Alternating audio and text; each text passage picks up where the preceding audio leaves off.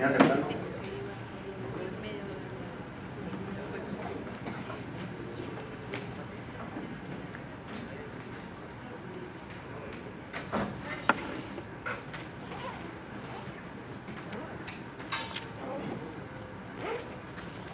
Muy bien, vamos a entrar al tema, al capítulo de los lípidos, ¿no? Que ustedes ya hemos visto previamente en el primer capítulo del curso, el estudio de los carbohidratos, hemos visto las enzimas, la parte de biología molecular, y ahora vamos a ver los temas de lípidos, que son 4 clases, y por último las proteínas.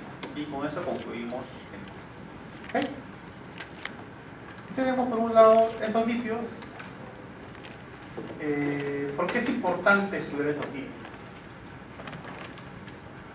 Cuando ustedes estudiaban los carbohidratos, ¿cuál era la parte aplicativa del estudio del metabolismo de carbohidratos? O sea, mejor dicho, ¿cuál es la enfermedad característica de alguna alteración del metabolismo de carbohidratos?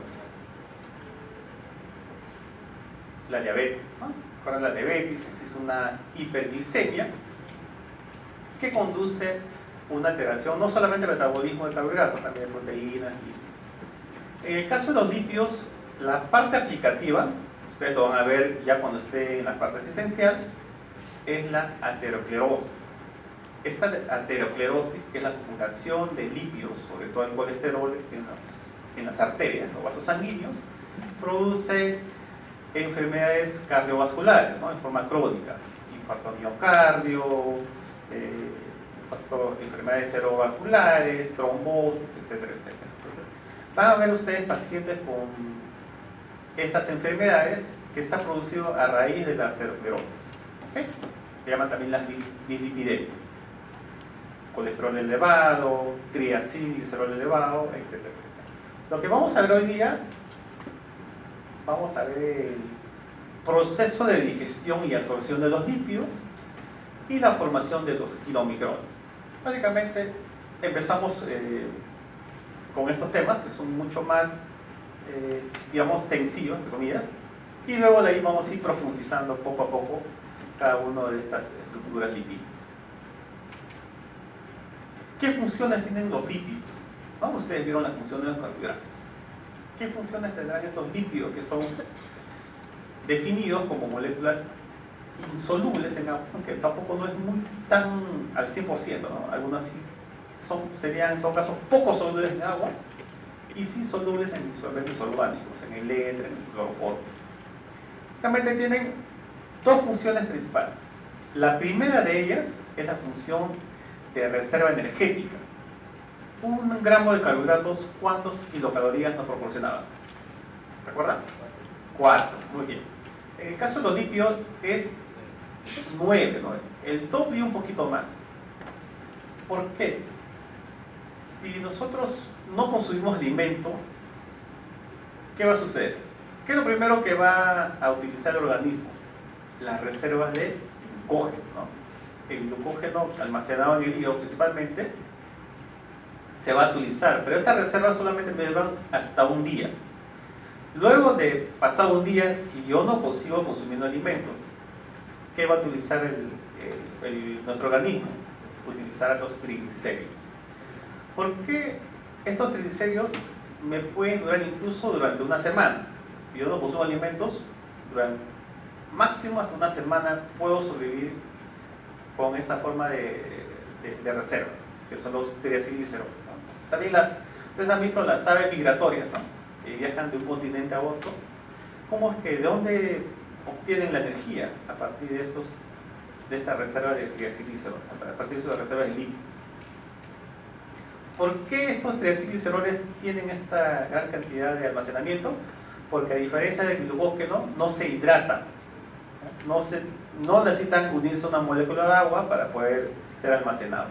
Por eso están bien compactados, ¿no? Hay un término de compartimentalización de los lípidos. Recuerden que los lípidos no se pueden unir al sistema acuoso, que es el citoplasma celular. Necesitan estar separados. Bueno, la otra función es la estructural, ¿no? Ustedes saben que los componentes principales de las membranas celulares, membrana celular, membrana mitocondrial, etc., está conformado por los fosfolípidos, los efimolípidos y moléculas de colesterol. El 80% está formado por lípidos. Y además tiene otras funciones, ¿no? Tienen funciones de reguladores, que son las hormonas, tienen función hormonal. Existen vitaminas, que tienen componentes lipídicos. Algunas actúan también como mensajeros intracelulares, incluso son componentes de pigmentos en las plantas. Los carotenoides, la clorofila, tienen estructura lipídica. Bien, esto nada más para recordar, que ustedes ya han llevado un curso de química, ¿no? Donde han visto el capítulo de lípidos. Nada más para recordarles, los lípidos tienen varias formas de clasificarse. Digamos, la más sencilla es dividirlos en saponificables y no saponificables, o también llamados derivados. ¿Qué significa saponificables? Es que su hidrólisis me va a producir ácido graso. En cambio, los no saponificables no se producen ácidos grasos. Estos saponificables se dividen en dos: los lípidos simples y los lípidos complejos. ¿Por qué? Porque los lípidos simples solamente están formados por carbono, hidrógeno, oxígeno. Y en el caso de los lípidos complejos, tienen otras moléculas como azufre, fosfato, fósforo, etcétera, etcétera. De los lípidos simples se clasifican en dos: los glicéridos y los séridos. Dentro de los glicéridos, o así gliceroles, el más conocido, el más importante, son los triacilgliceroles, ¿no? Como les mencioné, la forma común es triglicérido, ¿no? Es lo que uno se ha acostumbrado, pero el nombre correcto es llamarlos triacilgliceroles. Y los séridos, que por ejemplo tenemos la cutícula, que es el lípido que recubre las frutas, ¿no? Las frutas y las hojas, que le dan una protección. Es un tipo de sérido, el mismo sérido que encontramos en el conducto auditivo, que me va a proteger, también es un tipo de séridos. Y dentro de los lípidos complejos tenemos los fosfolípidos y los glucolípidos. En el otro lado tenemos los no saponificables, tenemos los esteroides. El principal esteroide, ¿no? Que son derivados del núcleo del anillo ciclopentanopenetreno, que es el colesterol. Tenemos los terpenos, que también tienen una función importante, por ejemplo los aceites de las vegetales, el mentol, el eucalipto, tienen unos aceites, son derivados de los terpenos. Y por último los eicosanoides y las vitaminas liposolubles. ¿Quiénes son estas vitaminas liposolubles? Pregunta de examen. La vitamina A, la D, la E y la K, ¿no? Cada uno de ellos tiene una función importante en el organismo. Y los eicosanoides, que también tienen funciones importantes, sobre todo sobre la coagulación y el proceso inflamatorio del organismo, son las prostaglandinas, los tromboxanos y los leucotrienos. Es verdad, la mayoría de lípidos son los lípidos simples y complejos, ¿no? Y la minoría son los lípidos derivados. Pero esto no quiere decir que tienen menos importancia, ¿no? Todos ellos cumplen una función importante en el organismo. Muy bien, para poder estudiar los lípidos, ¿no? Para saber el metabolismo de los lípidos, tenemos que conocerlos a cada uno de ellos. Y lo vamos a ver en forma muy didáctica. Encontré este diagrama que de verdad que es bien didáctico. Funciona. Tenemos por un lado, ¿no? La primera, los triacilgliceroles. ¿Cómo están formados? Por un alcohol y 3 ácidos grasos. Este alcohol es el glicerol. ¿Ok? Entonces el triacilglicerol, el mismo nombre le dice, 3 ácidos grasos y un alcohol, el glicerol. Unido por ¿qué tipo de enlaces? Enlaces éster, ¿no? Por eso se llama esterificación. Cuando le digan, ustedes lean el término esterificación, significa que está unido mediante un enlace covalente, que es el enlace éster. Estos son lípidos que tienen función sobre todo de almacenamiento, ¿okay? Y no tienen carga, por eso se llaman también lípidos neutros. Segundo, tenemos los fosfolípidos, ¿okay? Estos, dependiendo de qué alcohol está unido a los ácidos grasos, se van a dividir en dos. Tenemos los glicerofosfolípidos y los esfingolípidos. Los glicerofosfolípidos, ¿no? Acá, está formado por ¿qué? Por el glicerol, dos ácidos grasos, un grupo fosfato, ¿no? Ahí ven una P, grupo fosfato, y un aminoalcohol. Y justamente esto es lo que le da el comportamiento anfipático. Cuando ustedes escuchen el término anfipático, significa que tiene dos regiones: una región polar o hidrofílica y una región no polar o hidrofóbica. Quiere decir que la parte polar, la hidrofílica, puede reaccionar con el agua y la otra no, rechaza, repele al agua. Y la otra serían los esfingolípidos, ¿no? El principal esfingolípido es la esfingomielina y está formado por el alcohol, que es la efingosina, un solo ácido graso, su grupo fosfato, y su grupo aminoalcohol. ¿Okay? Y por último tenemos los glicolípidos o glucolípidos, que está formado por la efingosina, un ácido graso y un glúcido, que puede ser monosacárido, disacárido o derivado de los carbohidratos, ¿no? Se lo divide en cerebrósidos, gangliósidos y globósidos.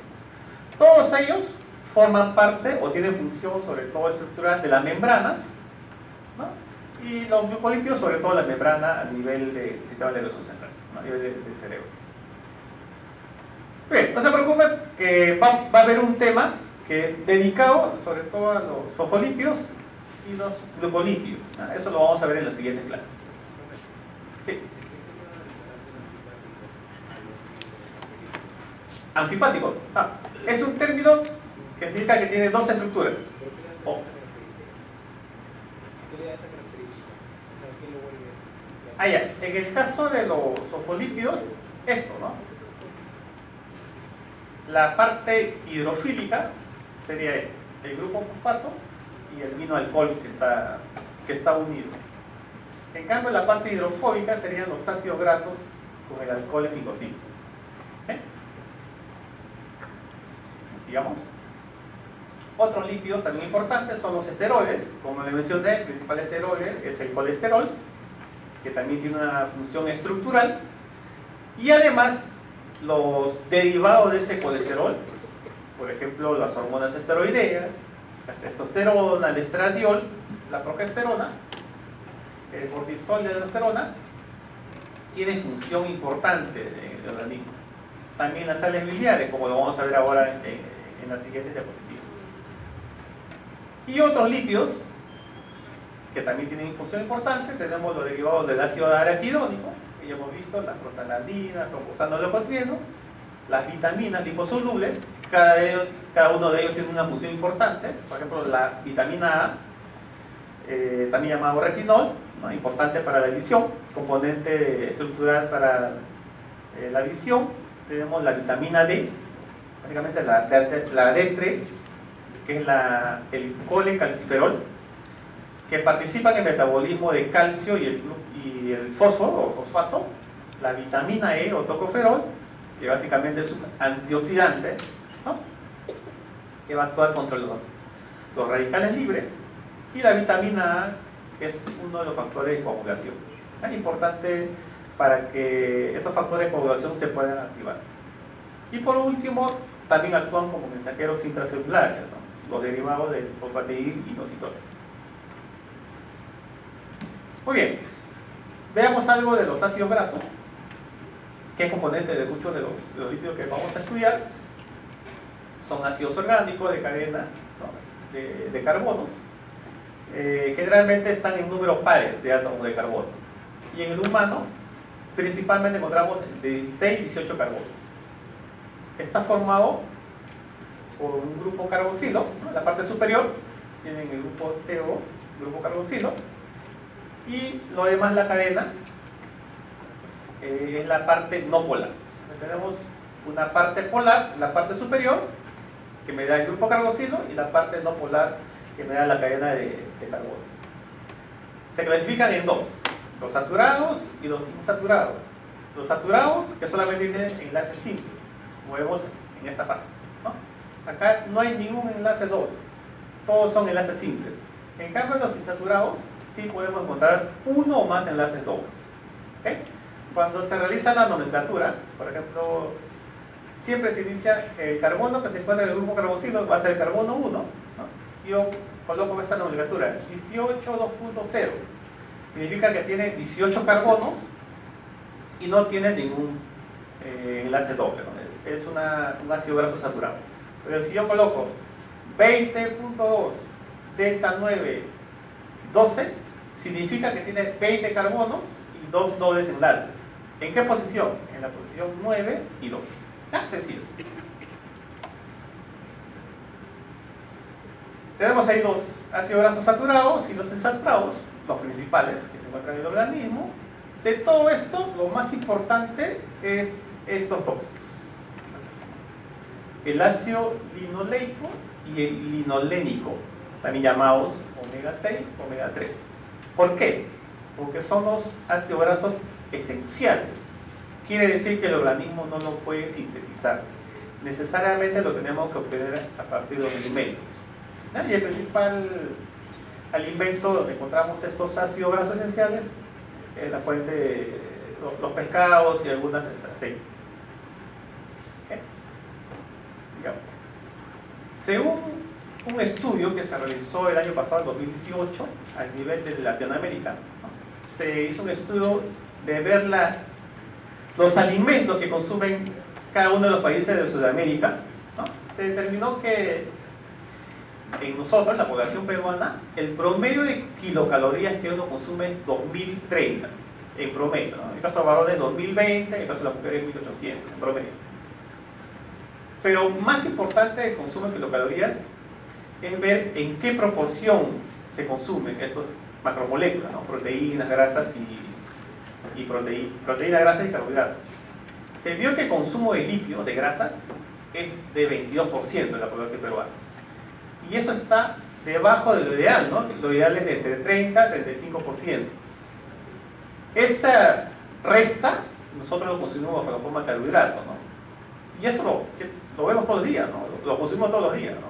Nuestra dieta está basada en ¿qué? En arroz, papa, ¿no? Esos son los principales fideos, los principales carbohidratos que consumimos. Pero como digo, mucho más importante que en el caso de los lípidos estamos hablando, que la cantidad de lípidos que uno consuma, es la calidad. Se prefiere, o se recomienda que uno consuma ácidos grasos, los monoinsaturados, que los saturados. Y evitar los ácidos grasos trans, ¿no? de la margarina, de los productos acá que sacamos del dispensador, las galletas, esto, porque esos tienen ácidos grasos trans. ¿Y por qué? Porque estos ácidos grasos trans y los ácidos grasos saturados están relacionados con las enfermedades cardiovasculares. Quiere decir, las personas que consumen estos ácidos grasos, con el tiempo van a tener más predisposición a tener enfermedades cardiovasculares. Muy bien, de todos los lípidos que nosotros consumimos, el 90% está conformado por triacilgliceroles. Lo restante, el 10%, estará formado por colesterol, ésteres de colesterilo. ¿Qué es un éster de colesterilo? Es el mismo colesterol que se ha unido a un ácido graso. ¿Okay? Tenemos los fosfolípidos y los ácidos grasos que se encuentran en forma libre o también llamados no esterificados.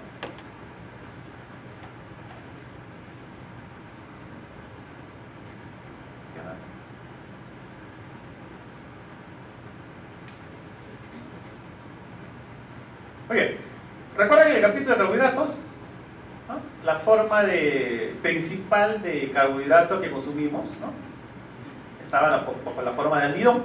Vamos a hacer una comparación, ¿ya? Para que ponerlo un poquito más interesante.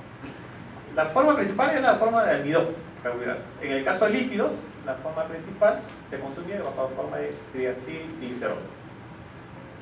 Cuesta decir triacilglicerol, ¿no? Algunos se acostumbrado a decir triglicéridos.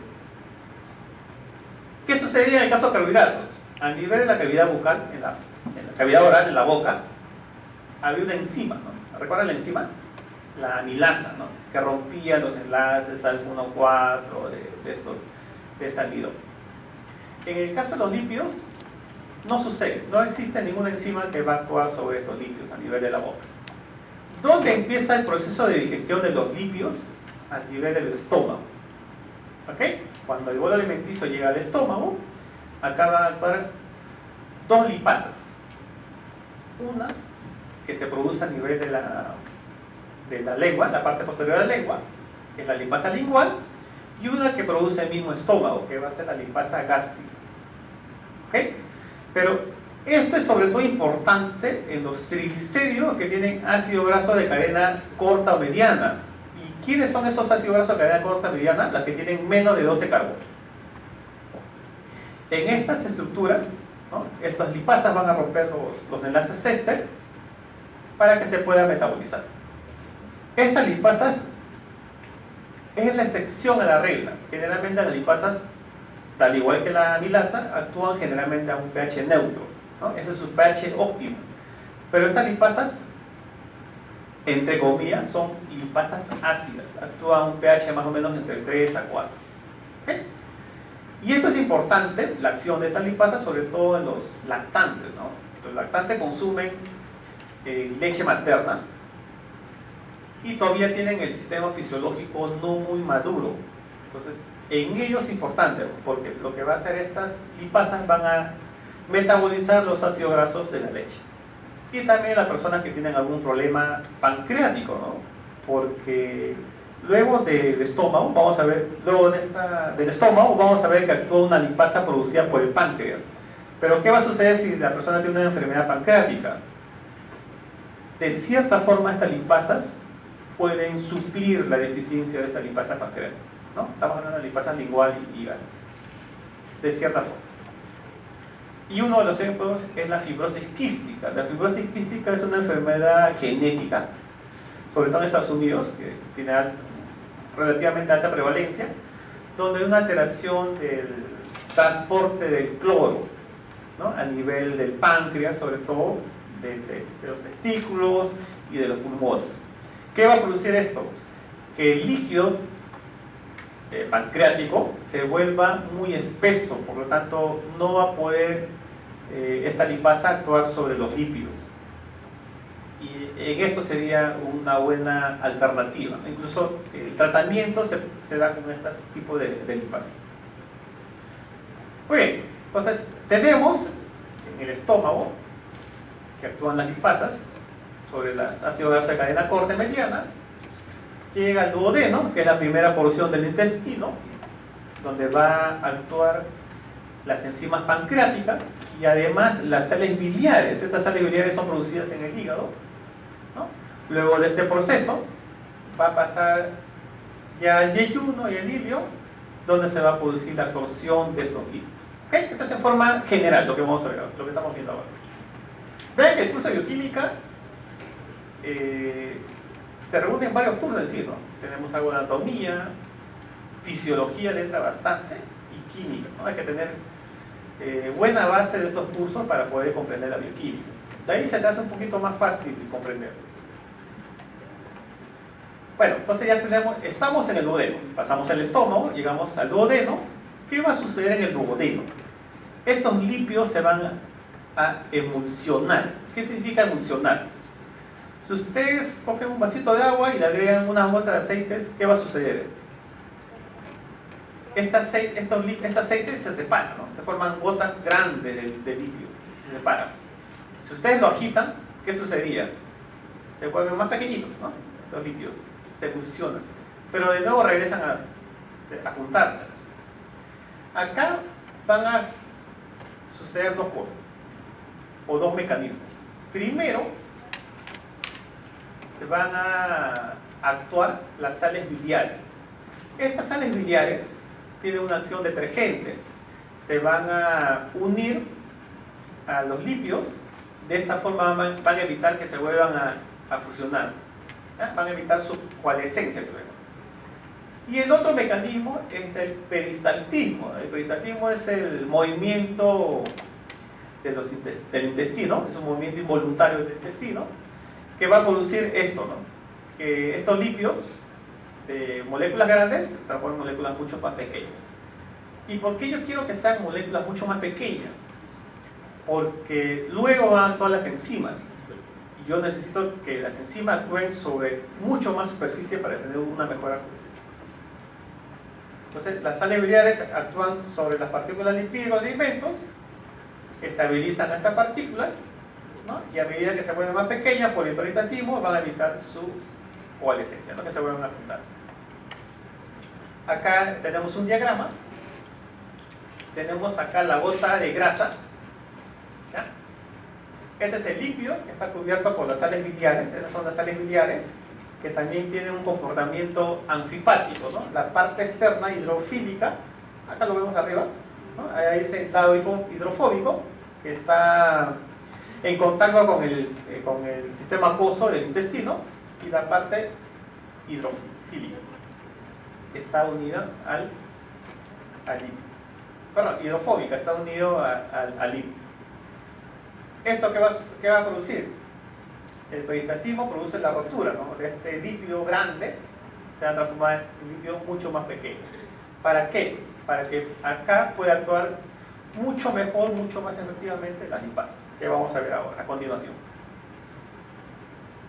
Antes de eso, las sales biliares, ¿no? Se producen en el hígado, se almacenan en la vesícula biliar, y esto se produce a partir del colesterol, ¿no? Es un derivado anfipático del colesterol. El colesterol sufre una serie de reacciones para que se produzcan estos sales biliares. Algo importante es que cuando se une, ¿cómo se produce una sal biliar? Mediante la unión de un ácido biliar más un aminoácido. ¿Quiénes serían los ácidos biliares? Son dos: el ácido cólico y el ácido queno-desoxicólico. Si cualquiera de ellos se une a un aminoácido, glicina o taurina, va a formar la sal biliar. Por ejemplo, yo le pongo ahí, ¿no? El ácido cólico más el aminoácido glicínica que formará el ácido glicocólico. Si uno ácido cólico más taurina, será el ácido tauricólico. ¿Ya?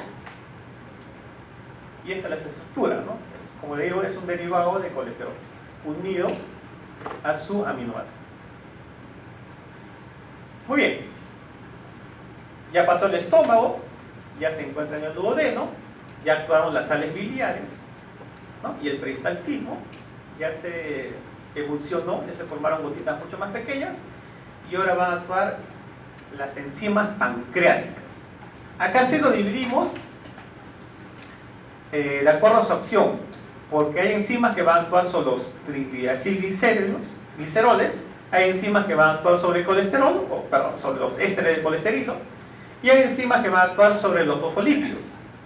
En el caso de los triacilgliceroles van a actuar dos enzimas, la lipasa y su amigo, la colipasa.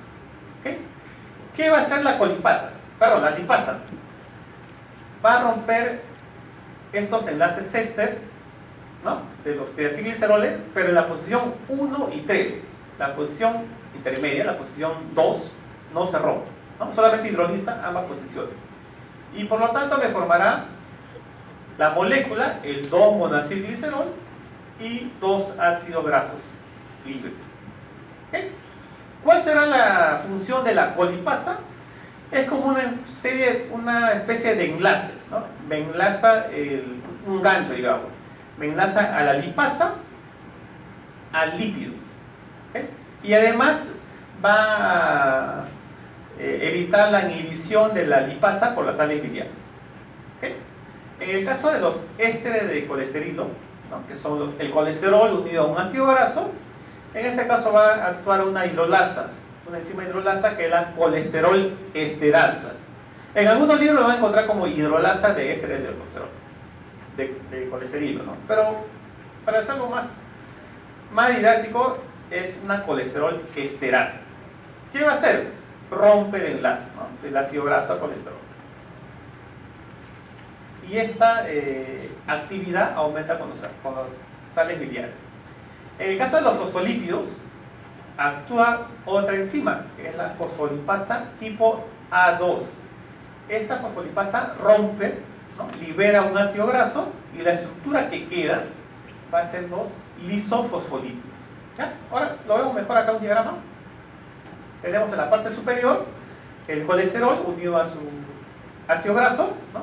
Actúa la colesterol esterasa y me forma solamente molécula de colesterol y libera un ácido graso. De igual manera en los fosfolípidos y en los triglicéridos, ¿no? Tenemos la lipasa junto a la fosfolipasa. Vean que solamente rompe acá el 1 y el 3 y me va a formar la estructura que son los 2 monoacilgliceroles y más 2 ácidos grasos liberados.